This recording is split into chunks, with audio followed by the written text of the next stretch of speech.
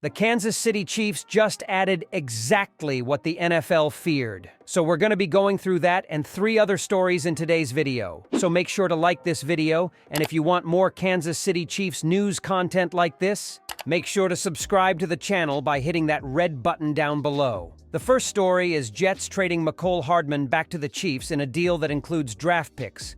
The New York Jets are trading seldom-used wide receiver Mecole Hardman back to the Kansas City Chiefs, where he was part of 2 Super Bowl winning teams. A person with knowledge of the deal told the Associated Press on Wednesday. The Jets also are sending a 7th-round pick in the 2025 draft to the Chiefs and getting a 6th-rounder that year in return. According to the person who spoke to the AP on condition of anonymity because the teams had not announced the trade, which was first reported by ESPN. The Chiefs selected the 25-year-old Hardman in the 2nd round of the 2019 draft, and he made the Pro Bowl as a rookie as a return specialist. Hardman gradually became a bigger part of the Kansas City offense, taking advantage of prolific passer Patrick Mahomes, and wound up making 151 catches for 2,088 yards and 16 touchdowns over 4 seasons with the Chiefs. He became a free agent last offseason and signed a $4 million contract with the Jets, who hoped that he could incorporate his speed and versatility into their offense. The deal included a $2.5 million signing bonus and $3.6 million in guarantees. Hardman had a quiet training camp, and undrafted rookie Xavier Gipson eventually surpassed him on the depth chart as a returner and wide receiver.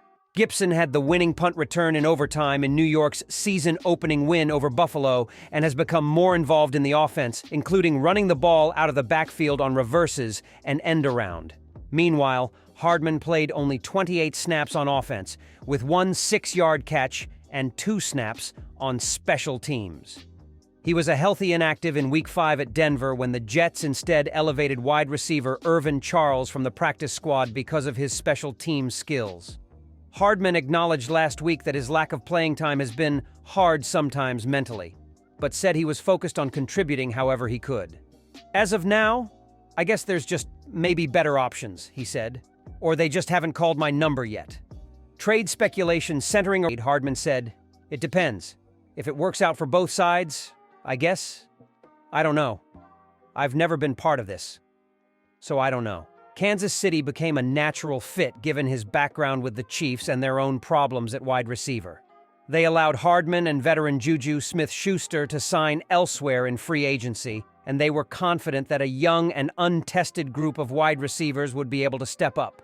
But while rookie Rashee Rice has started to make more plays, the Chiefs have still gotten little from second-year pro Sky Moore or oft-injured Kadarius Toney. Wide receiver Marquez Valdes-Scantling, who is making more than the rest of their receivers combined, has failed to make an impact, and the Chiefs lost Justin Watson for the short term after he bruised an elbow last week against Denver. Watson did not practice Wednesday and is unlikely to play Sunday against the Chargers. The Chiefs have won 5 straight heading into their AFC West matchup with Los Angeles, while the Jets handed the Eagles their first loss last week and are carrying back-to-back wins into their off week. Hardman should immediately help a Chiefs offense in need of playmakers around Mahomes and tight end Travis Kelce. In his 4 seasons in Kansas City, Hardman ran the ball 20 times for 125 yards and 2 scores. He also regularly served as the Chiefs' primary returner and scored a touchdown on a kickoff return and a punt.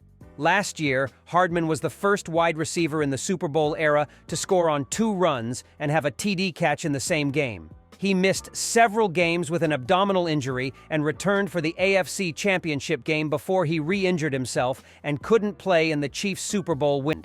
Frank Clark broke his own news on Wednesday, tweeting that he was going to be heading to Kansas City, a team he was with for the last 4 seasons. Clark, who gave back more than $1.6 million to facilitate his release from the Broncos, replied to a fan hoping to meet him when he is in Kansas City. "Link up on Red Friday. I land on Thursday," Clark tweeted. Clark's tweet came 20 minutes before Carrington Harrison reported that Clark wasn't only visiting. Former Chiefs DL Frank Clark will be getting a physical done tomorrow at the Chiefs team facility, Harrison tweeted. Clark has dealt with injuries and an illness, or illnesses, over the course of his 9-year NFL career, and putting a player through a physical is standard procedure before a signing.